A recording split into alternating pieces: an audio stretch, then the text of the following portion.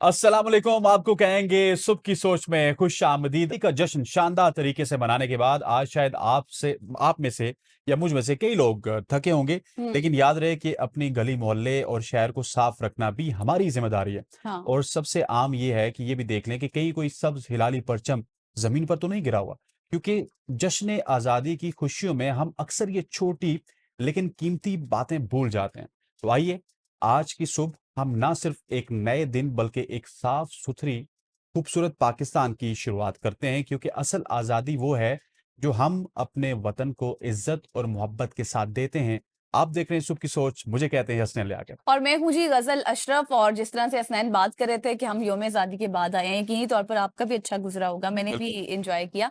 लेकिन आज हम आपके साथ मौजूद हैं ना, आपको एंगेज करने के लिए, आपसे बातें करने और के बड़ा लिए। हैपनिंग है ये वीक। एक तो 14 एग्ज़ैक्टली। अगस्त आ गया, फिर आज जुमा भी है माशाल्लाह से। एग्जैक्टली जुमा भी है। और साथ आपको ये भी बता दें, जुमा मुबारक आप सबको, हसनैन आपको भी। लेकिन आज जब सुबह मैं आ रही थी तो मैंने देखा कि रास्ते में बहुत गंद था और सफाई करने वाले लोग तो और इसी सफाई वजह से कर हमने रहे ये थे। स्टोरी की। आपने एग्जैक्टली पहले आके स्टोरी। यही बोला। एग्जैक्टली हमने स्टोरी भी इसीलिए की है क्योंकि सफाई सुथराई का आपने खास ख्याल रखना है, क्योंकि ये इन्वायरमेंट के लिए बेहतर नहीं है, आपकी हेल्थ के लिए बेहतर नहीं है। सफाई करने वाले तो सफाई कर देंगे, लेकिन आपकी जिम्मेदारी है ना, आपने वो गंद फैलाया है तो आपकी बिल्कुल। जिम्मेदारी है कि आप उसको साफ भी करें। खैर, आगे बढ़ते हैं और आपको बताते हैं कि आज हमारे पास कौन सी जबरदस्त स्टोरीज हैं। तो वजीर आजम शहबाज शरीफ ने पाकिस्तान के नए सफीरों की तैनाती की मंजूरी दे दी है। और जरा ये बता रहे हैं कि वजीर खारजा इसहाक डार की सिफारिश पर 2 तैनातियों के लिए भेजी गई है समरी, और जिसको मंजूर कर लिया गया है। जरा ने ये भी बताया कि पाकिस्तान ने मुत्तहिदा अरब अमारात और रूस में नए सफीर तैनात करने का फैसला किया है, जिसके तहत शफकत अली खान को मुत्तहिदा अरब अमारात में सफीर तैनात करने की मंजूरी दी गई है। और इस वक्त वजारत खारजा के तर्जुमान के फ़राइज़ अंजाम दे रहे हैं।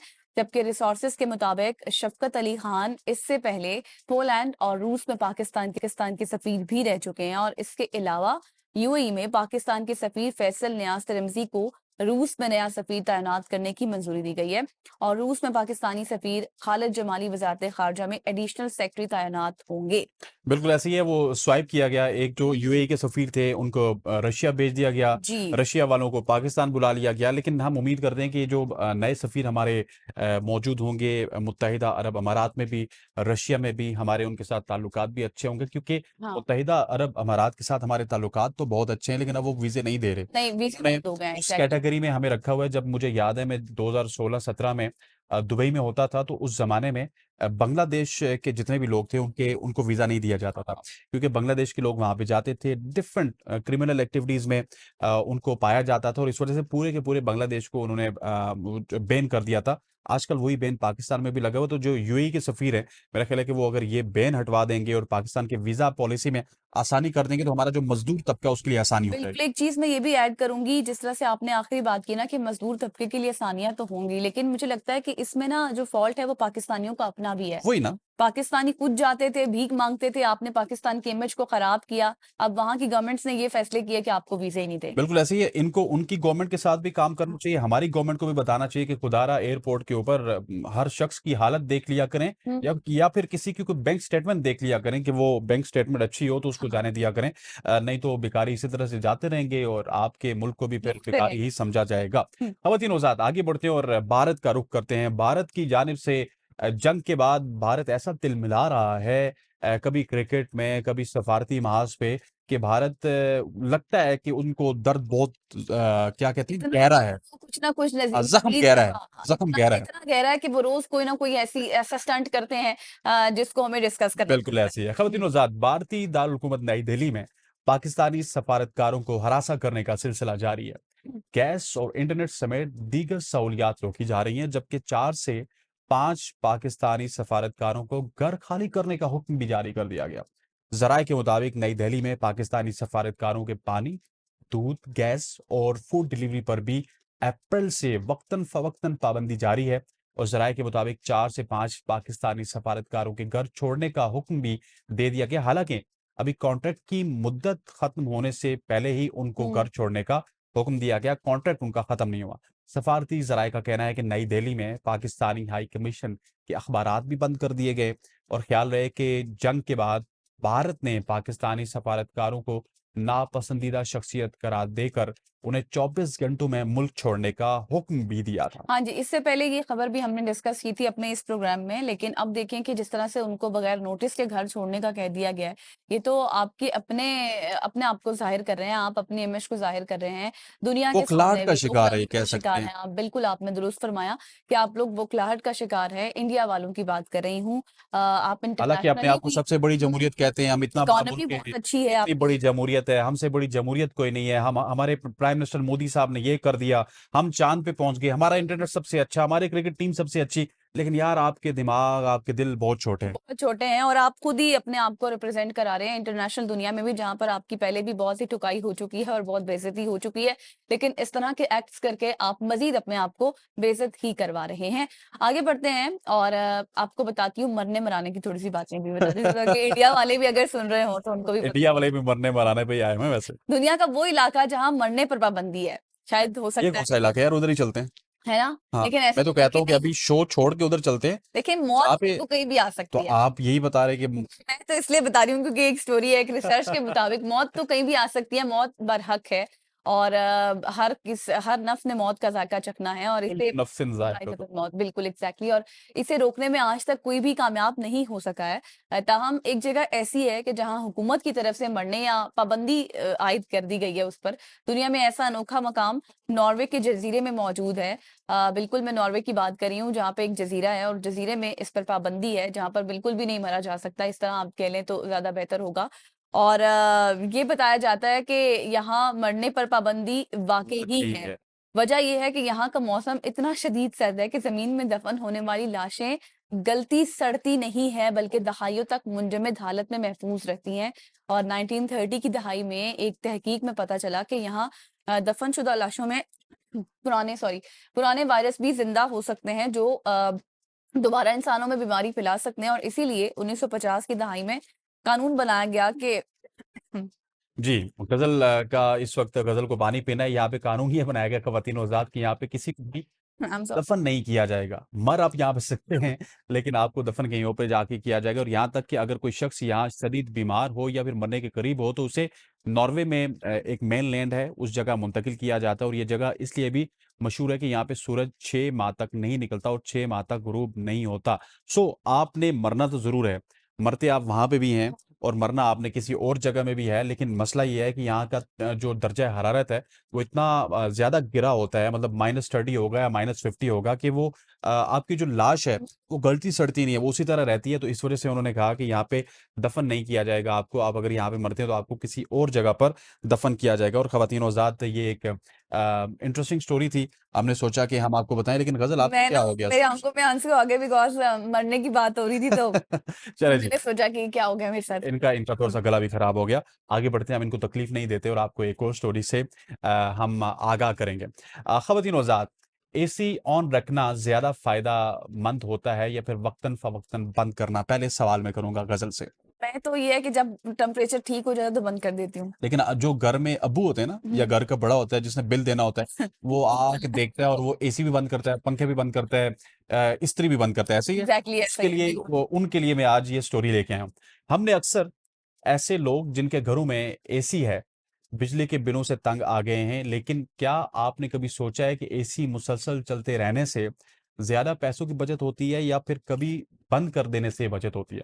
अगर सिर्फ पैसों की बचत के जाविये से देखा जाए तो आम तौर पर वक्तन फवक्तन एसी बंद करना ज्यादा फायदेमंद होता है। लेकिन ये कैसे और कब बंद किया जाए, इस पर भी मुनासिर है। दरअसल एसी को मुसलसल चलाने से कंप्रेसर बार बार चलता है ताकि दर्जा हरारत को बरकरार रखा जा सके, और ये अमल बिजली ज्यादा खाता है। अच्छा। अगरचा हर बार ऑन करने के बाद शुरू के कुछ मिनट ज्यादा बिजली लगती है, लेकिन मुसलसल ऑन रखना मजमूई तौर पर ज्यादा महंगा पड़ता है, खास तौर पर ज्यादा घंटों के लिए। अलावा अजी अगर कमरा मुनासिब हद तक ठंडा हो, मतलब ठंडा हो गया है या हो चुका है, तो उसे एसी बंद करने की भी बिजली का जो मीटर है वो तेजी से घूमना स्टार्ट हो जाता है। तो अच्छा, उसको, बंद करने से भी? जी, सो अच्छा। बार बार ऑन या फिर ऑफ करने से भी बचना चाहिए, क्योंकि हर स्टार्ट पर एसी ज्यादा करंट खींचता है क्योंकि उसको कंप्रेसर को चलाना है। सो एसी में थर्मोस्टेट या फिर टाइमर मोड इस्तेमाल करना, दर्जा हरारत को 26 या 25 पर सेट करें ताकि कंप्रेसर खुद ब खुद वक्फा ले। और उसी तरह अगर आप कुछ घंटों के लिए कमरे में हैं तो दर्जा हरारत उसका मोतदल हो, यानी कि 24-26 हो, कर तो लें। उस एसी को आप एनर्जी सेवर में या फिर इको मोड पर चलाएं। अच्छा, इसको मैं आसान अल्फाज में समझा दूं स्टोरी को।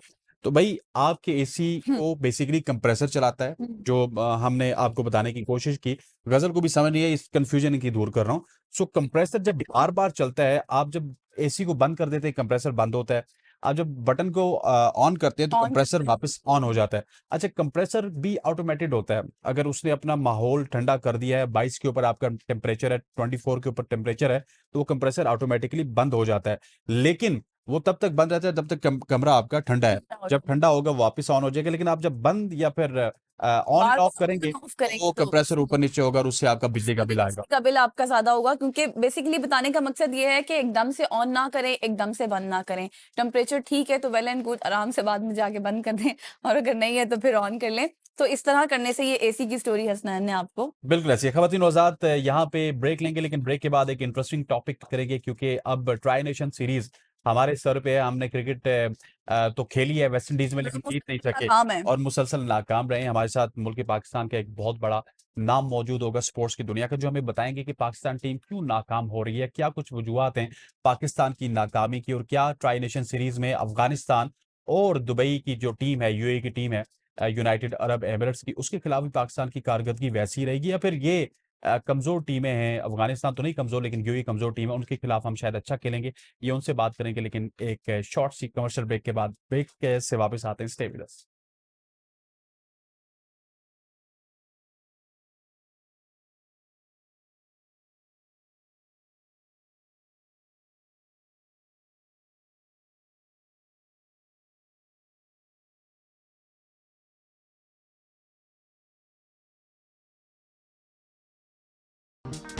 Welcome back Pakistan. अब हम बात करेंगे पाकिस्तान क्रिकेट टीम की, जो कि हालिया शिकस्तों के बाद एक नए मास पर तैयार हो रही है। पहले हम बांग्लादेश से हारे बांग्लादेश में, उसके बाद हम वेस्ट इंडीज से T20 सीरीज को जीतने में कामयाब हुए सलमान अली आगा की क़यादत में। लेकिन जो मोहम्मद रिजवान की क़यादत में हमने सीरीज़ खेली है, उसमें हमें नाकामी का सामना करना पड़ा। और अब हमारा जो महाज है वो है एशिया कप से पहले अफगानिस्तान और यूएई की टीमों के माबेन हमारी एक सीरीज़ होगी जो कि यूएई में खेली जाएगी। आप देखते हैं कि इस सीरीज़ में क्या कुछ होगा, कितनी कुछ तब्दीलियां होनी चाहिए। और क्योंकि अब हम मिनों से भी हारना शुरू हो चुके हैं, सो क्या कुछ एक्सपेक्ट करना चाहिए हमें अपनी टीम से, कौन सी तब्दीलियां होंगी, कौन से स्टार्स होंगे नहीं होंगे, क्योंकि एशिया कप सर पे है। इस हवाले से बात करेंगे। एग्जैक्टली क्या हमारी टीम में कोई बेहतरी आ भी सकती है या फिर नहीं, और इसी पर बात करने के लिए हमें ज्वाइन कर चुके हैं भट्टी साहब, सीनियर स्पोर्ट एनालिस्ट हैं। Sir, good to see you. मुझे सबसे पहले ये बताएं कि जिस तरह से हसनैन भी अपने इब्तिदा में बात कर रहे थे, ट्राई नेशन सीरीज से पहले वेस्ट इंडीज से शिकस्त, आप इसको किस तरह से देख रहे हैं?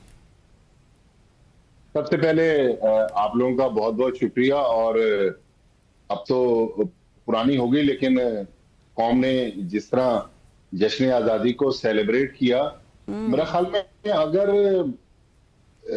जश्न आज़ादी से पहले पाकिस्तान की क्रिकेट टीम कौम को खुशी दे देती, तो थोड़ा और हमारी इस जो जंग में हमने एक बड़ी फतह हासिल की थी, उसका मजा दोबाला हो जाता।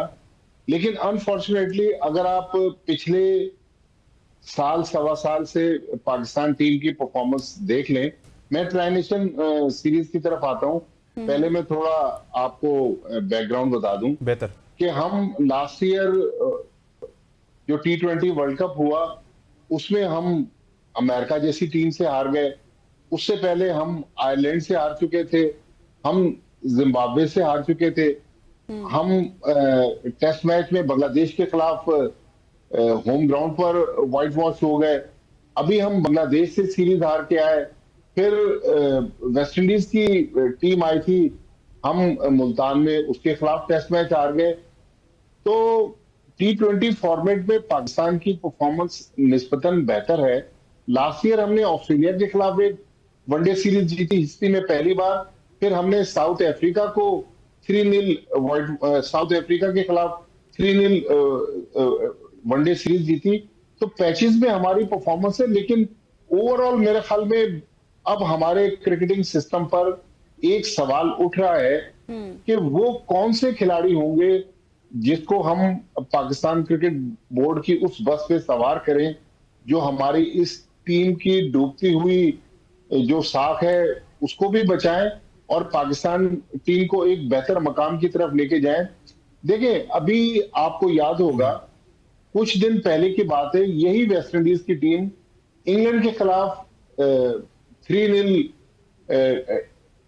वनडे सीरीज T20 सीरीज हार गई, ऑस्ट्रेलिया के खिलाफ तीनों वनडे हार गई, दोनों टेस्ट मैच हार गई। वेस्ट इंडीज ने क्या किया, वेस्ट इंडीज ने एक जूम पर मीटिंग कॉल की, अपने 3 greats Clive Lloyd, Viv Richards और ब्रायन लारा, उनसे उन्होंने मशवरा किया कि हमने अपनी क्रिकेट को कैसे खड़ा करना है, क्योंकि वेस्ट इंडीज तो इस वनडे सीरीज से पहले 10वें नंबर पे थी।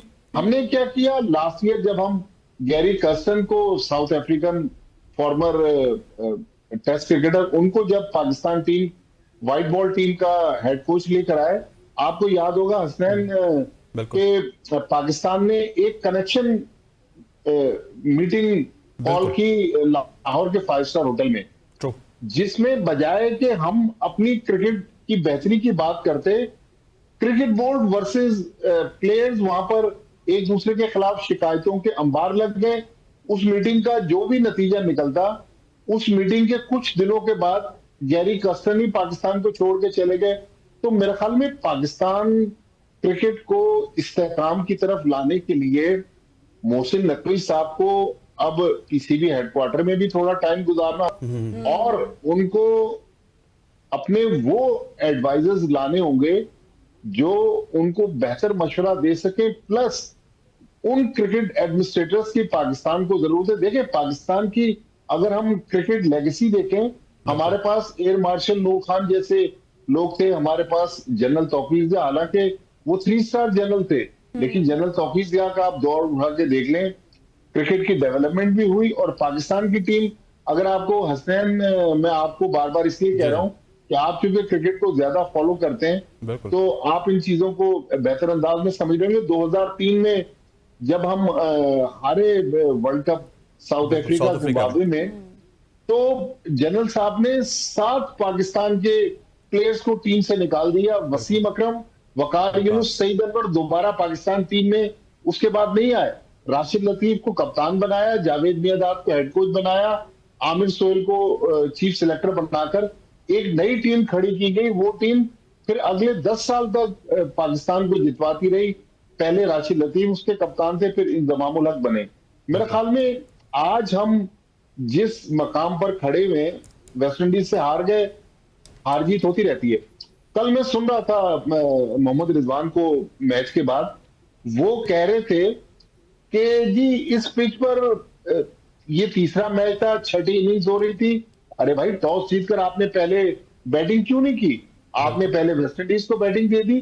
तो मेरा ख्याल में, मुझे ऐसा लग रहा है, हो सकता है कि क्रिकेट बोर्ड इससे इत्तेफाक ना करे या लोग इसको ना माने, मुझे लग रहा है कि माइक हैसन, जिनको रिसेंटली हेड कोच बनाया गया है, और मोहम्मद रिजवान जो पाकिस्तान के व्हाइट बॉल बल्कि वनडे कप्तान हैं, वो मुझे एक पेज पर नजर नहीं आ रहे। तो ये ट्राई नेशन टूर्नामेंट अगेन हमारे लिए एक इम्तहान है।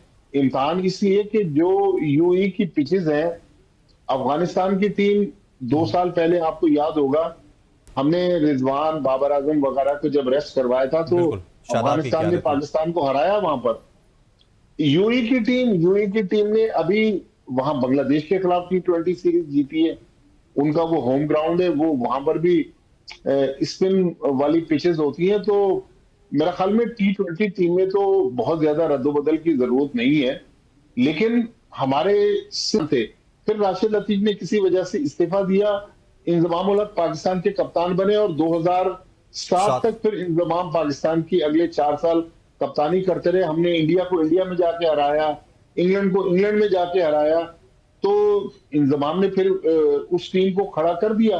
तो लिहाजा अब एक फॉरेन कोच लाने से, सपोर्ट स्टाफ में फॉरेनर्स लाने से, इसी तरह ही है कि अगर आप फरारी की बॉडी के अंदर 800 सीसी गाड़ी का इंजन डाल देंगे तो वो फरारी की तरह नहीं भागेगी। बिल्कुल ऐसे ही है माजिद साहब। आज ना काफ़ी अरसे से हम आपके साथ मॉर्निंग शो करते हैं, लेकिन आज आपने बहुत ही डिटेल में तमाम तर क्रक्स बताए। नॉर्मली आप 2-3 मिनट में हमें बता देते होते, लेकिन thank you so much sir, आज आपने बड़ा हमें वक्त भी दिया और इन डिटेल हमारे नाजरीन को तमाम तर प्रॉब्लम्स बताए। पाकिस्तान क्रिकेट टीम के अब्दुल माजिद भट्टी साहब हमारे साथ मौजूद थे, सीनियर स्पोर्ट्स जर्नलिस्ट जो कि अरसा दराज से स्पोर्ट्स की दुनिया के साथ वाबस्ता हैं। खात यहाँ पे वक्त हुआ चाहता है एक शॉर्ट सी कमर्शियल ब्रेक का। ब्रेक के बाद आएंगे, स्टे विद अस।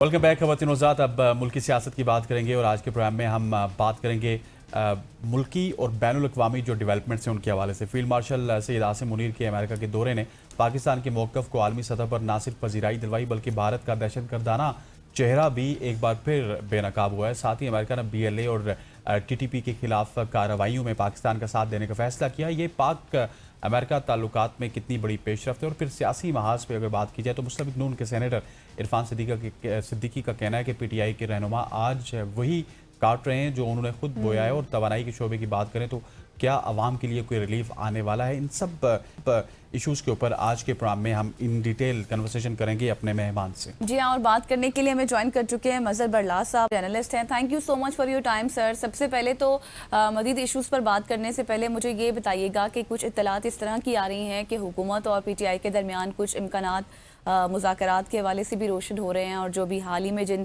अरकान पार्लियामेंट को सज़ाएं हुई थी वो भी जा रहे हैं। तो सर कितनी सदाकत है?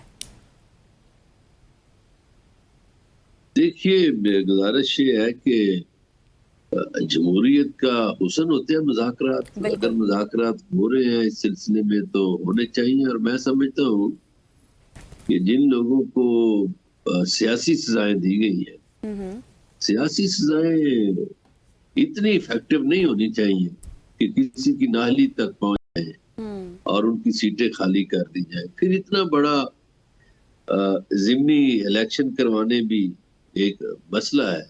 तो मेरा ख्याल है इसमें अभी अदालतें आएंगी। ये जो नाहलियों का सफर है उसमें अदालतों से रिलीफ मिल जाएगा। बाकी हम पाकिस्तानी ये देखें, अभी कल ही तो हमारा यौम आज़ादी गुजरा है। बिल्कुल, हमें बतौर पाकिस्तानी सोचना चाहिए, हमारे सियासी इख्तलाफात नफरत की हद तक नहीं जाने चाहिए। और हमें जो सियासी इख्तलाफ भी हो वो मुल्क के लिए हो। हमें यही सोचना चाहिए कि अपने पाकिस्तान के लिए हम क्या बेहतर कर सकते हैं। और अगर किसी पॉलिसी से इख्तलाफ करते हैं तो वो भी पाकिस्तान के लिए। हम सबका अज़्म यही हो कि पाकिस्तान आगे जाए, पाकिस्तान तरक्की करे। और जो कोई पाकिस्तान की तरक्की में हायल है उसको हम आराम से कहें कि भाई साइड पे हो जाओ। आप पाकिस्तान की तरक्की आपकी वजह से रुकी हुई है। बिल्कुल ऐसे। अच्छा मज़हर साहब, अच्छा आप कुछ फरमा रहे हैं प्लीज? मैंने कहा ताकि लोगों का इत्मीनान बढ़े हुकूमत पर, बिल्कुल अदारों पर। बिल्कुल। अभी सच्ची बात यह है कि अभी 78 बरस हो गए हमें। हमारा निजाम लोगों को वो कुछ नहीं दे सका जो देना चाहिए था। बल्कि कहने वाले तो ये कहते हैं कि ये निजाम बोसीदा हो गया है। शायद हमें नए एक निजाम की जरूरत है जो लोगों के मसाइल हल कर सके, क्योंकि लोगों के मसाइल बहुत ज्यादा है। मसाइल हल नहीं हो सके 78 वर्षों। ये एक सच्ची बात है। बिल्कुल ऐसी है। अच्छा मज़हर साहब, ये जो इरफान सिद्दीकी साहब का मैंने जिक्र किया अपने इंट्रो में, सिद्दीकी साहब कह रहे हैं कि ये वही काट रहे हैं जो इन्होंने बोया। एक तरफ जो आप बात कर रहे हैं मैं उससे बिल्कुल एग्री करता हूँ कि सबको एक ही पेज पे आके मुल्क के बारे में सोचना चाहिए, मुल्क की फलाह बहबूद के बारे में सोचना चाहिए। लेकिन हम देखते हैं कि दोनों जानिब से कुछ ना कुछ ऐसे लूप होल्स होते हैं जो बयानात आते हैं वो खबरों की ज़ीनत बन जाते हैं। आपको क्या समझते हैं कि किस लेवल पे इनके मुज़ाकरात होने चाहिए? देखिए, सिद्दीकी साहब बुजुर्ग आदमी है, मेरा उनसे अच्छे राव रस्म है। लेकिन गुजारिश ये है कि हम किस किस को मुजरम ठहराएंगे।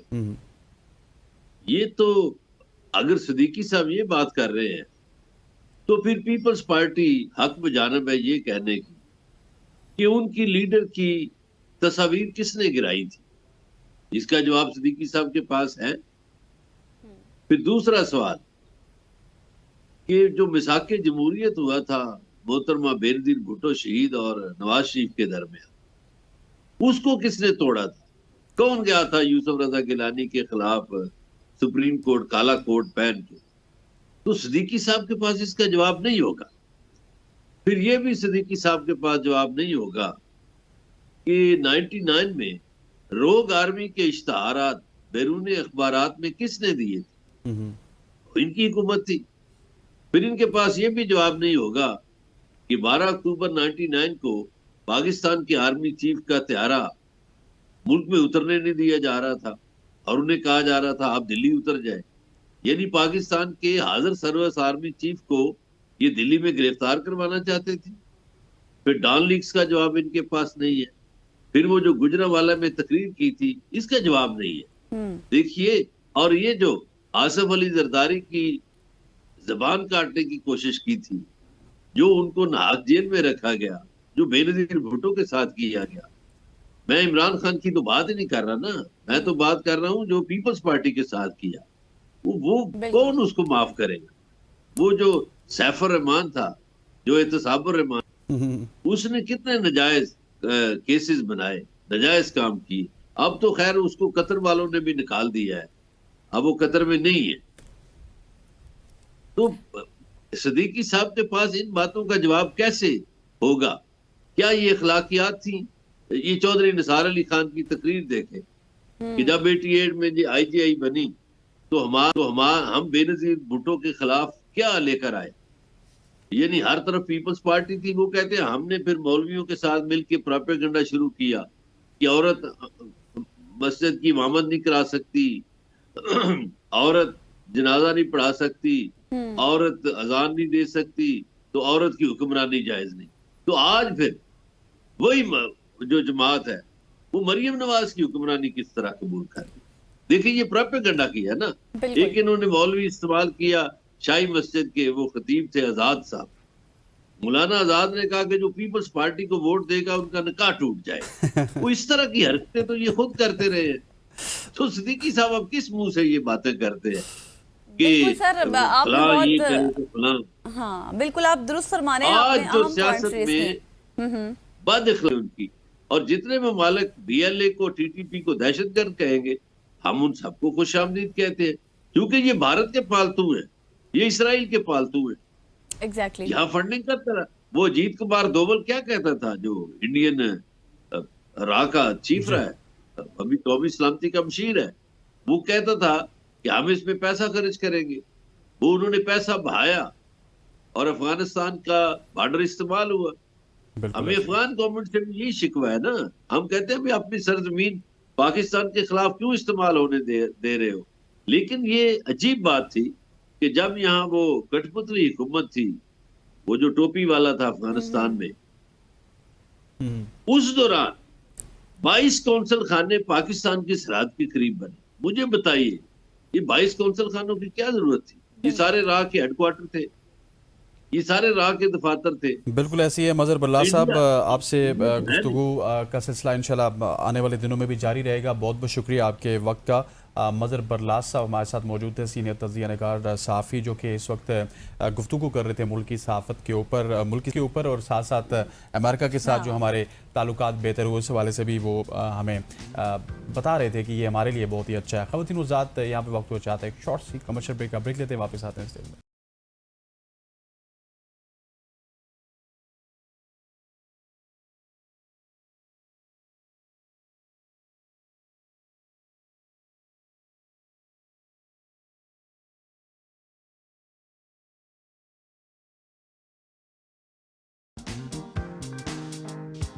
वेलकम बैक ख़वातीन वज़ात। आज हमारे शो में एक और ज़बरदस्त नौजवान मौजूद हैं और क्या कंटेंट क्रिएट करते हैं, अच्छे ट्रैवलर भी हैं, जो अपने कैंप से इस्लामाबाद की खूबसूरती दुनिया को दिखाते हैं। और इनका नाम है सोहेब रफ़ाकत।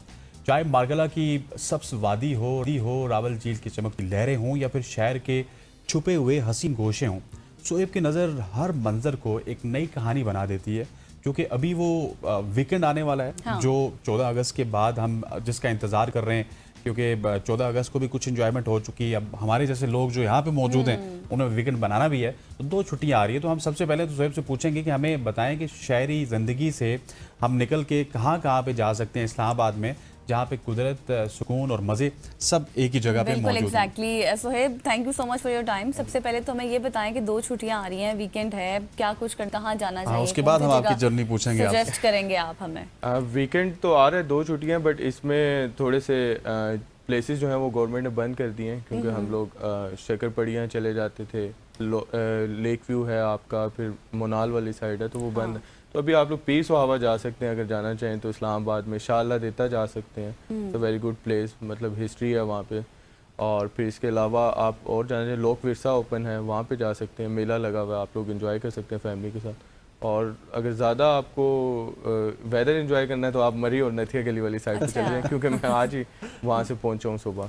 सही हो गया। अच्छा शोएब, अगर आपके कंटेंट की बात की जाए तो इस्लामाबाद के ऊपर आप मेनली फोकस करते हैं, लेकिन क्योंकि मैं आपका पेज भी फॉलो करता हूँ, आप पूरे पाकिस्तान से अपडेट दे रहे होते हैं। हुंजा में क्या हुआ, गिलगित में क्या हुआ, सवात का जो वाकया था उसमें आप लम्हा ब लम्हा अपडेट दे रहे थे, बारिशें, सैलाब आ जाता है, अपडेट दे रहे थे। ये कैसे इतनी ज़्यादा चीज़ें मैनेज करते हैं?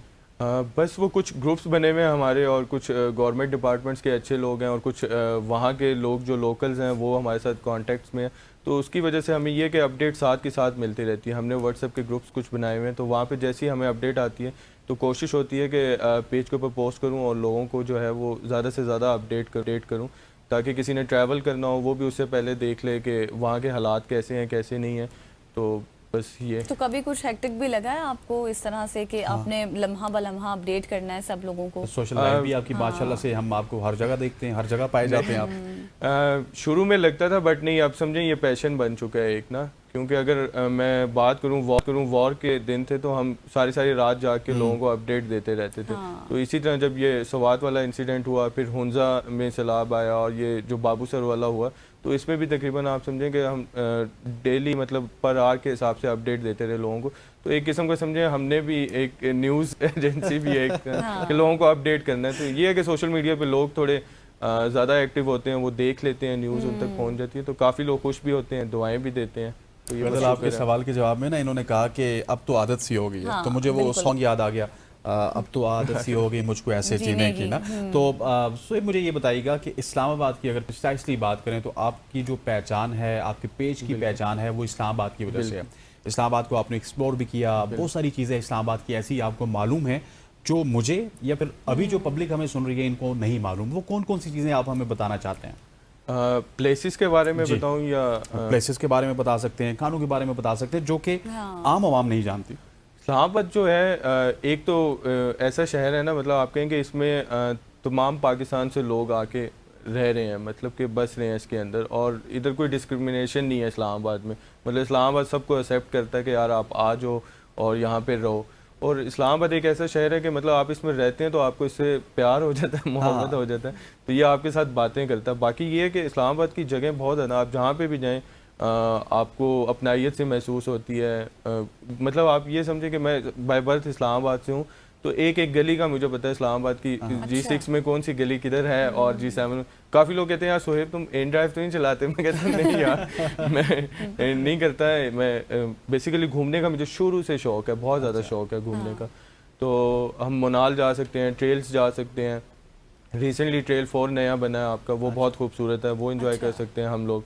फिर इसके अलावा शाह देता बहुत कम लोग जाते हैं, वो बड़ी प्यारी जगह, वहाँ पे केव्स है लगता है मुझे तो ऐसे लगता है कि लोगों नहीं, अब बड़ा अच्छा रास्ता हो गया, वो मागला रोड एक नई बन गई है, वहाँ पे आप जाएं एंजॉय कर सकते हैं। फिर उसके अलावा लेक व्यू है, सो वेरी ब्यूटीफुल प्लेस, उसको एक्सप्लोर कर सकते हैं। फिर शादरा वैली है इस्लामाबाद में, काफ़ी कम लोगों को पता है, अभी वाटरफॉल भी आजकल वहाँ पे बहुत अच्छी, मतलब आपको सकरदू नहीं जाना पड़ेगा वाटरफॉल देखने के लिए, आप यहाँ पे देख सकते हैं। बिल्कुल बहुत खूबसूरत वाटरफॉल है, उसकी मैंने वीडियो भी लगाई है आपको। तो ओवरऑल देखा जाए तो इस्लामाबाद बहुत खूबसूरत शहर है, कंप्लीट पैकेज, जहाँ पे डैम भी है, पहाड़ भी हैं, ग्रीनरी भी है, और वेदर की बात की जाए तो पूरी amazing। वीकेंड थेरेपी हो सकती है वहाँ पर। अच्छा, मुझे ये बताएं सोएब कि वैसे तो आपने पिछले सवाल के जवाब में ये बात की थी कि अब तो आदत हो गई है, कुछ मुश्किल नहीं लगता, लेकिन ट्रैवल करते हुए कंटेंट क्रिएट करना या फिर बनाना, उसमें कोई चैलेंज आता है आपको?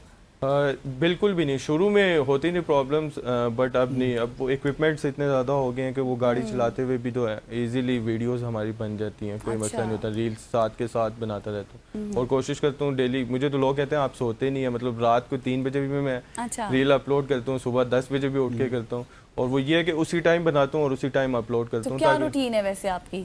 वैसे तो मैं रियल एस्टेट में भी हूँ, बट ये है कि ये एक शौक था, पैशन था, तो इसको मैंने प्रॉपर मतलब एक फील्ड में ले आया हूँ, क्योंकि ये डेली का काम है। ये नहीं है कि आपने आज पोस्ट कर दी कल नहीं की, क्योंकि इससे मुझे ये है कि लोग बड़े खुश होते हैं, ओवरसीज पाकिस्तानी जो हैं वो देखते हैं इस्लामाबाद, अप टू डेटेड रहते हैं, और फिर ये भी खुश होते हैं कि आप पॉजिटिव इमेज दिखा रहे हैं पाकिस्तान का। मतलब लोग नेगेटिव न्यूज़ सुन के आपको पता है वो हेक्टिक हुए होते हैं, तो वो बड़ा खुश होते हैं देख के। अच्छा, ये जो आपने ट्रेल 4 का जिक्र किया था, ये कहाँ से कहाँ तक है? आप तो इसको एक्सप्लोर कर चुके होंगे, पब्लिक अभी तक इसको एक्सप्लोर नहीं कर पाई। ट्रेल 4 जो है ये हम मरगजार जू वाली जो साइड है जहाँ पे होता था, वहाँ से हम निकले तो थोड़ा सा आगे जहाँ जंगल स्पॉट आता है उससे आगे एक और स्पॉट है, ठीक, उस जहाँ से ट्रेल 2 निकलता है, वो तो ट्रेल 2 निकलता है ना, उससे आगे जाना है हमने। थोड़ा सा आगे जाएंगे, लेफ्ट पे एक और स्पॉट आएगा, काफी बड़ा सा स्पॉट बना हुआ है, वहाँ पे सिटिंग भी है, तो वहाँ से ये ट्रेल 4 जा रहा है। छोटा सा ट्रैक है, इससे आगे जो स्पॉट है जिसपे चाय वगैरह मिलती है। बिल्कुल, चाय वगैरह मिलती है। तो कितना टाइम लगता है ट्रेल 4 को करने में? वो तो अगर तो आप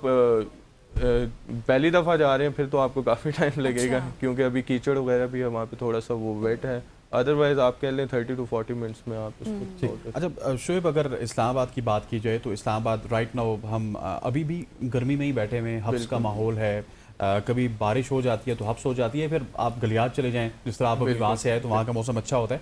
इस्लामाबाद में लोग अक्सर गर्मी में अपने आप को घर तक महदूद कर लेते हैं। So is there is any place जो कि गर्मियों में आप करीब करीब इस्लामाबाद में भी एक्सप्लोर कर सकते हैं? इस्लामाबाद क्यों नहीं, आप इस्लामाबाद 40 मिनट्स की ड्राइव है इस्लामाबाद में, मतलब आप पूरा इस्लामाबाद 40 to 50 1 घंटे के अंदर घूम सकते हैं। और उसमें यही है कि आप मागला हिल्स चले जाएं, इतनी प्यारी जगह है आपकी वहाँ पे। दामने को है, बहुत अच्छा स्पॉट है वहाँ पे।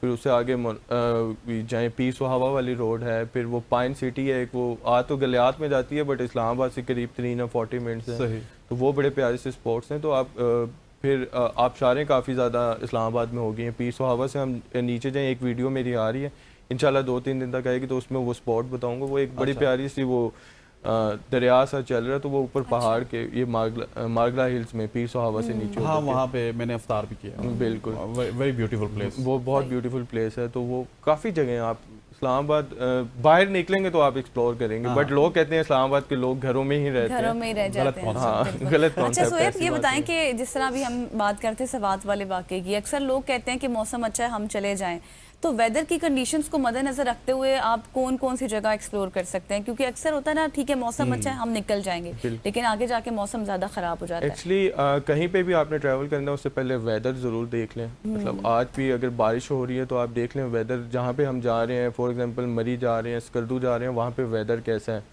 और जाने से पहले ये है कि ज़रूरी चीज़ें अपने साथ ले लें और ट्रैवल करें। जो ट्रैवल करता है उसको फिर वेदर का मसला नहीं होता जी, वो ट्रैवल कर जाता है। जिसने टूरिज्म करना वो जाएगा ट्रैवल। अक्सर लोग फंस भी जाते हैं ना, फिर मुश्किलात हो जाती हैं। एक्चुअली जो लोग फंसते हैं वो कुछ उनकी अपनी ही गलती होती है। बेसिकली अगर लैंडस्लाइडिंग भी होती है तो वो एकदम नहीं होती, वो पता चल रहा होता है, वहाँ से पत्थर गिर रहे होते हैं आपके थोड़े थोड़े से, बट ये कि लोग वहाँ पे लोकल जो होते हैं वो आपको मना करते हैं, बट कुछ ड्राइवर्स होते हैं वो कहते हैं हम निकल जाएं, हम कर लेंगे। बिल्कुल, तो वो अपनी ही गलती होती है जिसकी वजह से लोग फंसते हैं, वैसे कोई इशू नहीं आता। और वैसे भी अगर आप करीब के एरियाज़ की बात करें, जिस तरह मरी है, गलियात है, इवन आप अगर मुजफ्फराबाद तक जाएं, मैं ज़्यादा आगे सजेस्ट नहीं करूँगा, 8 मुकाम तक, तो इनका स्ट्रक्चर इतना अच्छा है सोएब भाई कि यहाँ पे आपको इतना खतरा नहीं होता। नहीं, बहुत खूबसूरत, बल्कि मैंने आपको बताया मैं सुबह ही तकरीबन 6 बजे पहुँचा हूँ नथिया गली से, इतना प्यारा वेदर था वहाँ पे जिसकी कोई। मैं सुबह आया हूँ तो मांगा तक, ये जो मोटरवे मांगा बिल्कुल एक्सप्रेसवे, बिल्कुल मैंने वीडियो भी लगाई है एक रात को, वो फॉग की मतलब जीरो विजिबिलिटी थी, बट बड़ा इंजॉय करता हुआ मैं आया हूँ। तो इस्लामाबाद से हार्डली आप कह लें 40 to 50 मिनट्स की ड्राइव है, और इतना खूबसूरत मौसम आपको देखने को मिल रहा है, तो ट्रैवल करना चाहिए। और अभी तो मेरे ख्याल से टोल प्लाजा पे मैंने रात को वीडियो लगाई है, तो रश लगा होगा। हाँ सही। बिल्कुल, ज़ाहिर मौसम के लिहाज से ना। अच्छा मुझे शोएब ये बताएं कि इस्लामाबाद के अगर बाहर बात करें तो फिर अगर किसी के पास लॉन्ग वीकेंड आ जाता है, जैसे अभी गुजरा भी है, 4 छुट्टियां 5 छुट्टियां आ जाती हैं, तो फिर वो कहाँ जाए, उसको कहाँ आप जाना चाहिए? नारायण जा सकते हैं, शोगरा जा सकते हैं, बहुत अच्छी जगह है। कागान वैली जा सकते हैं वहाँ पे, फिर बाबू सर तक ना जाए आप, पीछे झील सैफुल मलूक जा सकते हैं। ये जगह अभी ठीक है, मतलब अच्छा। पीछे लैंडस्लाइडिंग हुई थी, अब वहाँ पे कोई इशू नहीं है। अगर 4-5 दिन का आपके पास है, लॉन्ग वीकेंड है, तो आप नारायण जाएं, कागान जाएं, शोगरा जाएं, ये सारी वैली सामने आती है हमारे। ठीक हो गया, ठीक हो गया। Shoaib it's pleasure talking with you. Shoaib Rafaqat साहब हमारे साथ मौजूद थे, जो कि इस्लामाबाद की ब्यूटी के हवाले से हमें बता रहे थे, और बहुत सारी और भी डिटेल्स हमने सोएब भाई से जानने की कोशिश की। ख़वातीन और हज़रात, यहाँ पे वक्त हो जाता है एक शॉर्ट सी कमर्शियल ब्रेक का। ब्रेक लेते वापस आते हैं, हमारे साथ रहिएगा।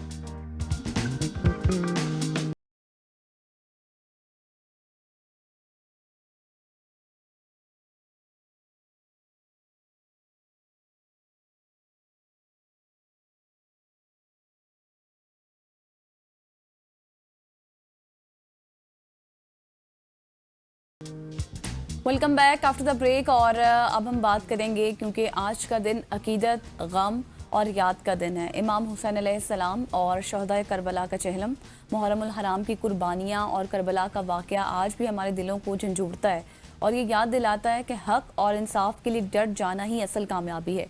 आज मुल्क भर में अज़ादार मजालिस में शिरकत कर रहे हैं, फिर साथ ही साथ जुलूस भी निकाले जा रहे हैं। जुलूस निकाल कर शहदाए करबला को खराज अकीदत पेश किया जा रहा है, और हर शहर और हर कस्बे में सड़कों पर अकीदत व एहतराम का मंजर हमें दिखाई दे रहा है, जबकि सिक्योरिटी और ट्रैफिक के लिए भी खुसूसी इंतजाम किए गए हैं, ताकि अज़ादार पुरअमन माहौल में अपनी इबादत और याद का फरीज़ा अंजाम दे सकें। और आज के प्रोग्राम में हम बात करेंगे कि चहलम की रूहानी और तारीखी अहमियत क्या है, वो देखेंगे, और ये दिन हमें सब्र, कुर्बानी और इत्तेहाद का क्या क्या पैगाम देता है। बिल्कुल ऐसे ही हमारे साथ प्रोग्राम में मौजूद हैं मुफ्ती अल्लामा सैयद जहांगीर शाह सईदी साहब। अल्लामा साहब, thank you so much for joining us. इनके साथ साथ अल्लामा शेख कासिम साहब हमारे साथ मौजूद हैं। अल्लामा साहब, आपका बहुत शुक्रिया। अल्लामा साहब, आपसे शुरू करूँगा। जिस तरह गज़ल ने कहा कि ये दिन हमें क्या पैगाम देता है, और पूरा अगर इससे पिछले महीने की बात की जाए, मुहर्रम के महीने की, हमारे आगाज़ से ही इस्लाम का जो इस्लामी साल का आगाज़ होता है, वहाँ से लेके आज तक, मतलब कुर्बानियों से बड़ा इस्लामी साल है। सो ये महीने, ये कुर्बानियाँ हमें क्या पैगाम देती हैं? बिस्मिल्लाहिर्रहमानिर्रहीम। बहुत शुक्रिया आपका और आपके चैनल का। मैं समझता हूँ कि ये बहुत ही अहम प्रोग्राम है। असल में जो वाक़या करबला है, वाक़या करबला का पैगाम क्या है, वाक़या करबला का मकसद क्या था, हमें इसको समझना चाहिए। हज़रत इमाम हुसैन अलैहिस्सलाम ने जो कुर्बानी दी है, न ये अपनी ज़ात के लिए दी है, न जायदाद के लिए दी है, न शोहरत के लिए दी है, न माल के लिए दी है। हज़रत इमाम हुसैन अलैहिस्सलाम ने अपना पूरा कुंबा कुर्बान किया और अपने आप को कुर्बान किया, सब प्यासे रहे, सारी कुर्बानियाँ दी। लेकिन हज़रत इमाम हुसैन अलैहिस्सलाम का मकसद क्या था? अल्लाह की रज़ा और इस्लाम की सरबुलंदी के लिए किया है, ज़ाती मकसद के लिए नहीं किया। अगर हज़रत इमाम हुसैन अलैहिस्सलाम यजीद जैसे बदबख्त लाइन शख्स के हाथ में बैत कर लेते, तो क़यामत तक एक बदबख्त फासिक शख्स के हाथ बैत जायज़ हो जाती।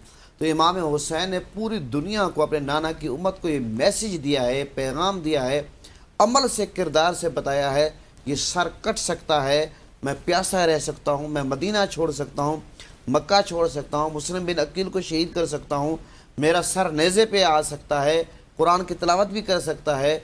यजीद जैसे बदबख्त फासिक के सामने इमाम हुसैन का सर था, वो चेहरे पे छड़ियाँ मारता था, मुँह पे, जिन होठों को मेरे आका चूसा करते थे, सब कुछ इमाम हुसैन ने कुर्बान करके ये बताया है। लेकिन यजीद जैसे बदबख्त फासिक शख्स के सामने ये सर झुक नहीं सकता। और इमाम हुसैन ने ये कुर्बानी सारी के सारी दी, इस्लाम के बचाने के लिए दिए, कोई और मकसद नहीं था।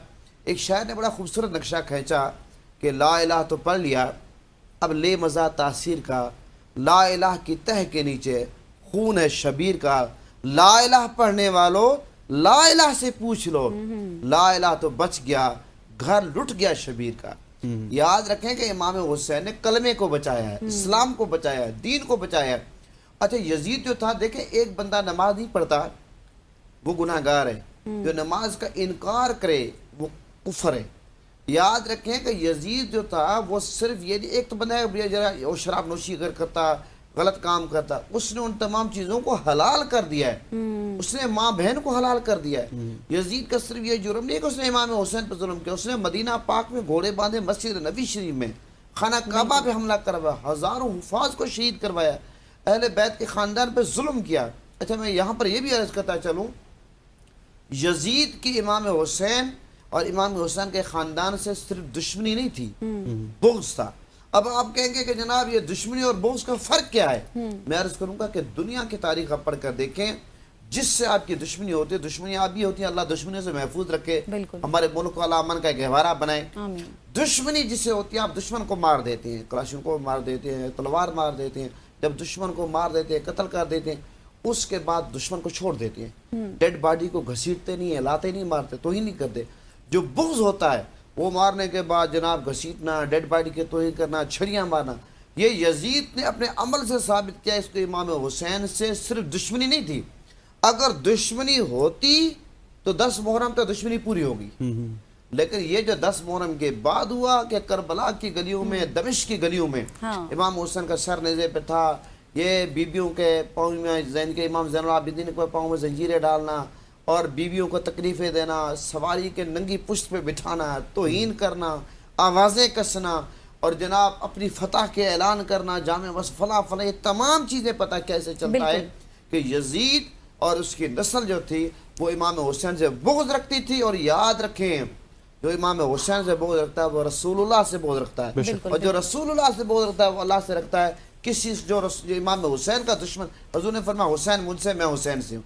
हुसैन की मोहब्बत जो है मेरे आका की मोहब्बत, ये बहुत बड़ा सीरियस मामला है। कोई ये ना समझे कि सिर्फ इसने इमाम हुसैन को अज़ियत दी, उसने रसूलुल्लाह को अज़ियत दी। बिल्कुल। शेख साहब को भी, अलामा साहब को भी शामिल गुफ्तगू करते हैं। सर बताइएगा, जिस तरह से बहुत अच्छा अलामा साहब ने एलैबोरेट किया, आज के दौर में हम किस तरह से सबक हासिल कर सकते हैं करबला के वाक़यात से? बिस्मिल्लाहिर्रहमानिर्रहीम। ख्वाजा मोइनुद्दीन चिश्ती अजमेरी रहमतुल्लाह ताला अलैह एक बहुत मारूफ़ रूहानी बुज़ुर्ग गुज़रे। आपने अपनी एक रुबाई में फरमाया था कि दीन अस्त हुसैन, दीन पनाह अस्त हुसैन। बिल्कुल, दीन भी हुसैन है और दीन की पनाह भी हुसैन है। अलामा साहब ने करबला के मज़ालिम और मसाइब के हवाले से बात की। मैं ये बात करना चाहूँगा कि अगर हम रुबाई के इस फ़िक्रे पर गौर कर लें कि दीन भी हुसैन है, लिलाहियत क्या थी, अल्लाह अपने नाने के पैगाम पे इमाम हुसैन ने आम किस तरह किया, ये सब चीज़ें मैं समझता हूँ कि जब इमाम हुसैन की सीरत को हम पढ़ेंगे और इमाम हुसैन सच्ची मोहब्बत करेंगे, दुनिया का कायदा कानून है जो जिससे मोहब्बत करता है अपने महबूब की अदाओं को अपनाता है। तो इमाम हुसैन ने तो सब कुछ कुर्बान करके फिर भी सब्र किया है, हौसला किया है, और जनाब सब्र का पैमाना लबरेज नहीं हुआ। लेकिन आज हम छोटी छोटी बातों पे आप देखें, इमाम हुसैन का सब्र देखें। आज हमारे सामने घर में अल्लाह माफ़ फरमाए एक डेड बॉडी आ जाए, भाई की, किसी की, रिश्तेदार की, हम होश खो बैठते हैं। इमाम हुसैन के सामने अली असगर की जस्ते खाकी है, अली अकबर का जस्ते खाकी है, हज़रत कासिम का है, ख़ानदान का कितना पूरा ख़ानदान कट गया, लेकिन 10 मुहर्रम के दिन फिर भी इमाम हुसैन का सब्र हौसला देखें, जुरत बहादुरी के साथ डट कर खड़े हैं, खिताब करें 22,000 के लश्कर के सामने। बिल्कुल ऐसी ये हौसला था। अल्लामा साहब यहीं से हम कंटिन्यू करेंगे। कुछ गज़ल के सवाल भी हैं, मेरे सवाल भी हैं, दोनों उलमा इकराम हमारे साथ मौजूद हैं। ख़वातीन व हज़रात, यहाँ पे वक्त हो जाता है, एक शॉर्ट सी कमर्शियल ब्रेक का ब्रेक लेते हैं, वापस आते हैं, हमारे साथ रहिए।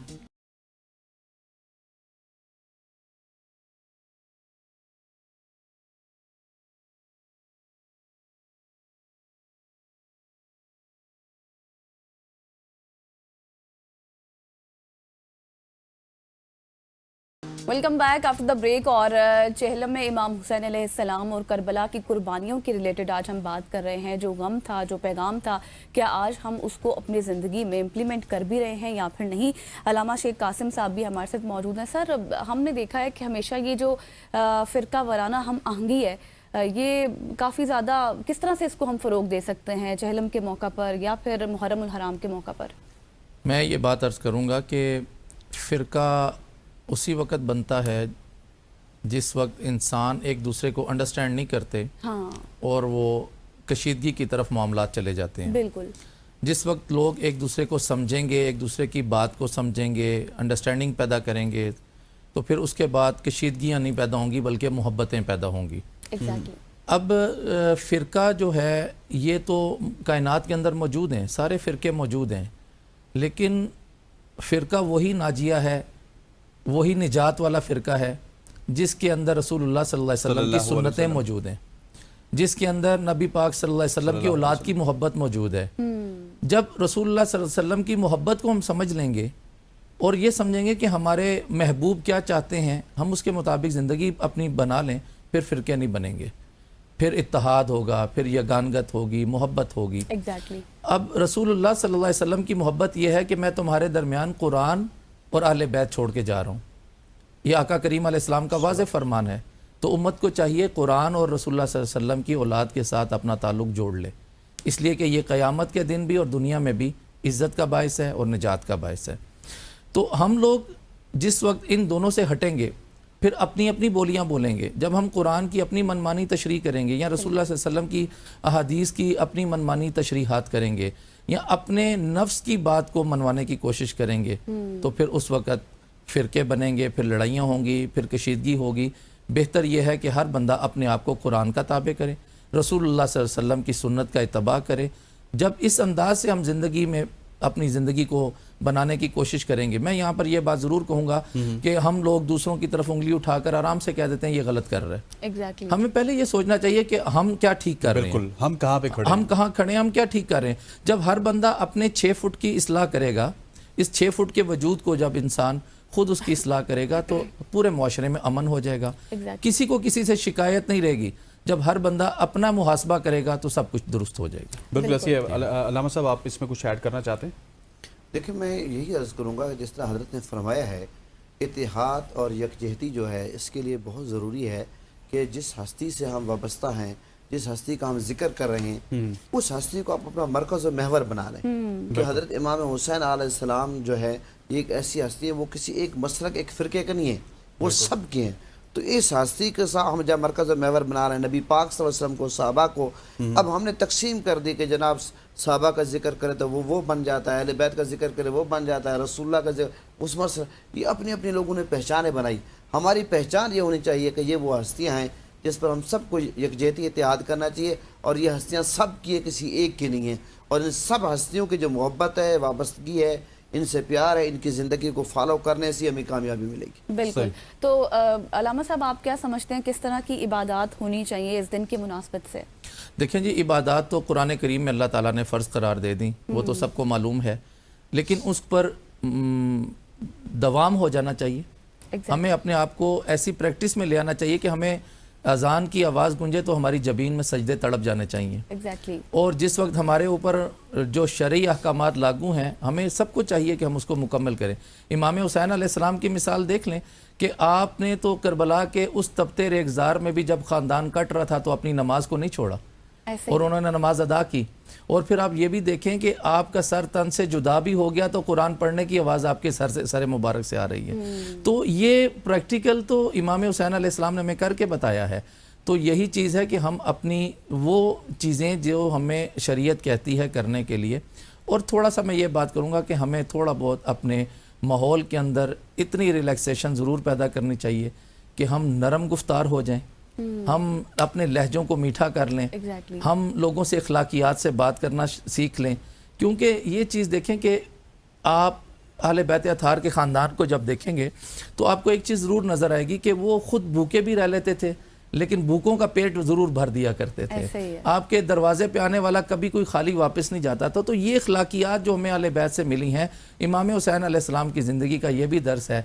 एक मरतबा कोई शख्स मांगने के लिए आ गया तो मौला अली करम अल्लाह वजहुल करीम अपने घर के गली के नुक्कर पे खड़े थे, तो उन्होंने कहा वो पीछे घर है उधर चले जाओ, वहाँ पे तुम्हें कुछ मिल जाएगा खाने के लिए। तो घर गए तो दरवाज़ा खटकाया, इमाम हुसैन अलैहिस्सलाम ने दरवाज़ा खोला, तो दरवाज़ा खोलकर उस फ़कीर से पूछा क्या चाहिए। उसने कहा मुझे कुछ खाने के लिए दे दे, मैं भूखा हूँ। इमाम पाक ने अंदर से ला के उसको रोटियाँ दे दी। वो कहने लगा एक गली के नुक्कर पे भी एक फ़कीर बैठा, उसके लिए भी मुझे कुछ चाहिए। तो इमाम पाक ने कहा वो जिस फ़कीर ने तुम्हें यहाँ बैठे है उसी के ही घर है, तो उसके लिए जो तुम्हें चाहिए हमने यहाँ से तुम्हें दे दिया है, तुम अपना पेट भरो। तो अहले बैत अताहर ने इस तरह ज़िंदगी गुजारी और कुर्बानियाँ पेश की। अच्छा हज़रत, मैं इधर से स्टार्ट करूँगा, फिर मैं चाहूँगा कि मुफ्ती साहब इसका जवाब दे दें। हम जो हमारी दुनियावी चीज़ें होती हैं, जिसमें हमारा वलीमा है, उसमें कितनी ज़्यादा हम रसूमात करते हैं, उसका हमारे माशरे से, हमारे कल्चर से कोई ताल्लुक नहीं, वो हिंदू कल्चर का, उसमें मेहंदी हो गई, बारात हो गई, डोली हो गई, पता नहीं क्या क्या हो गया, वहाँ पे कोई एतराज़ नहीं होता। यहाँ पे कोई भी चीज़ ऐसी हो जाए जहाँ पे 4-5 मौलाना हजरात खड़े हों, 4-5 किसी एक फ़िरके के खड़े हों, वहाँ पे हम एतराज़ कर देते हैं ये तो इससे पहले नहीं हुआ, ये तो दीन में ज़्यादती है, दिस दैट। हमें इस हवाले से भी मेरे ख्याल है तंग नज़री को छोड़ना चाहिए। मैं गुजारिश करूंगा जी कि सब चीज़ों का फुकदान, असल चीज़ ये है कि हम लोगों को समझ नहीं, हम दीन को स्टडी नहीं करते, हम अपनी प्रैक्टिकल लाइफ में भी दीन को समझते नहीं हैं। हम दीन को समझें तो सही ना, हम कुरान से ही पढ़ते हैं और कुरान पढ़ भी लेते हैं तो तर्जुमे से नहीं पढ़ते, हम दीन को समझने की कोशिश नहीं करते। मेरी बात यह है कि हमें दीन को जब अपने घर में प्रैक्टिकली हम समझना समझाना शुरू करेंगे तो बहुत सारे सवालों के जवाब हमें वैसे भी मिल जाएंगे। हम जब दीन को समझते नहीं हैं तो ना समझी की वजह से हम एतराज़ कर देते हैं, और जब एतराज़ होते हैं तो वो कशीदगी का बायस बन जाते हैं। तो एतराज़ात तभी पैदा होते हैं जब एक दूसरे को फॉलो नहीं किया जाता, एक दूसरे की बात को समझा नहीं जाता। हम जब कुरान करीम को सही समझेंगे, हमें दीन की रसूमात का भी पता लगेगा, दीन क्या है उसका भी पता लगेगा, जो दीन नहीं है उसका भी पता लगेगा। एक बात ज़रूर है कि हमारे माशरे के अंदर एक जो कमी पाई जाती है वो ये है कि हमें जिस चीज़ की समझ हो या ना हो, हमने बोलना ज़रूर होता है। हाँ। अब आपको मिसाल दूंगा कि मैं यहाँ बैठा हूँ, अगर मैं यही कह दूंगा कि यार आज मुझे ना पेट में दर्द है, तो मुझे 4 किस्म के लोग मशवरे दे देंगे, कोई ये नहीं कहेगा कि डॉक्टर के पास जाओ। तो ये चीज़ें दीन के अंदर भी हैं कि हम किसी काम को होता देख, हमारा प्यारा दुनिया से रुखसत हो चुका है, उसको पेश करते हैं। तो ये इसाले सवाब जो है, जो बंदा गुनाहगार है उसके गुनाह माफ़ होते हैं, जो बंदा नेक है उसके दर्जे बुलंद होते हैं। इसका किसी भी सूरत में कोई नुकसान नहीं है, फ़ायदा ही फ़ायदा। सही। अच्छा अलामा साहब, मुझे ये बताइएगा, अब हम बात कर ही रहे हैं तो न्याज़ इमाम हुसैन अलैहिस्सलाम के हवाले से भी बहुत बातें की जाती हैं, मैं चाहती हूँ आप इस पर भी रोशनी डालें, इसकी क्या अहमियत है? जी जी बिल्कुल, न्याज़ इमाम हुसैन अलैहिस्सलाम बिल्कुल खिलाई भी जा सकती है, खाई भी जा सकती है, इसको तकसीम भी किया जा सकता है। ये इसी तरह ही है जिस तरह आप लोग अपने घरों में कोई खाना बनाएंगे तो 2-4 दोस्तों को बुलाकर दावत पे खाना खिला देंगे, तो ये तो अपनी मोहब्बत की बात है कि किसी शख्स की मोहब्बत ये है कि वो इसको मज़ीद बड़ी सतह पर ले जाता है।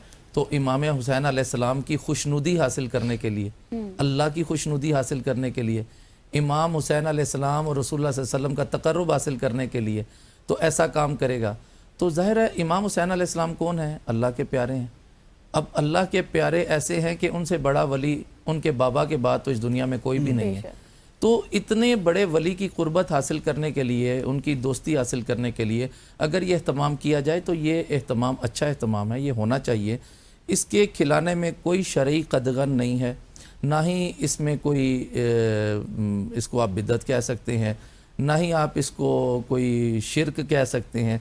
ये हम लोगों की अपनी बनाई हुई बातें हैं, लेकिन न्याज़ इमाम हुसैन अलैहिस्सलाम में बरकत है, इसमें रूहानियत है, इसमें सब्र है, इसमें बहुत कुछ आ जाता है।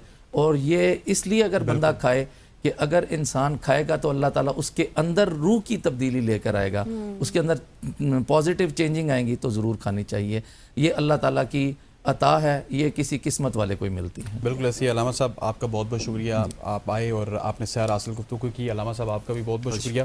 ख़वातीन हज़रात, हमारी ये कोशिश होती है कि हम कोई भी ऐसा मौका हो, चाहे वो मिलाद शरीफ का मौका हो, मुहर्रम का मौका हो या फिर चेलम का मौका हो, तो हम इसी तरह के दीनी लोगों को बुलाएं जो आके हमारी रहनुमाई कर सकें, हमारे कॉन्सेप्ट्स जो हैं उनको क्लियर कर सकें। और हम जुमे वाले दिन भी खुसूसी तौर पे ये सेगमेंट करते हैं ताकि हमारा जो एक तजदीद है ना, सारा दीन और दुनिया को साथ साथ लेकर चलना ऐसे ही है। ख़वातीन हज़रात, यहाँ पे आज के इस प्रोग्राम का वक्त ख़त्म हुआ चाहता है। इंशाल्लाह मंडे को आपसे मुलाकात होगी। मुझे गज़ल अशरफ को और हमारी पूरी प्रोडक्शन टीम को इजाज़त दीजिए। अल्लाह ने के बाद। अल्लाह हाफ़िज़।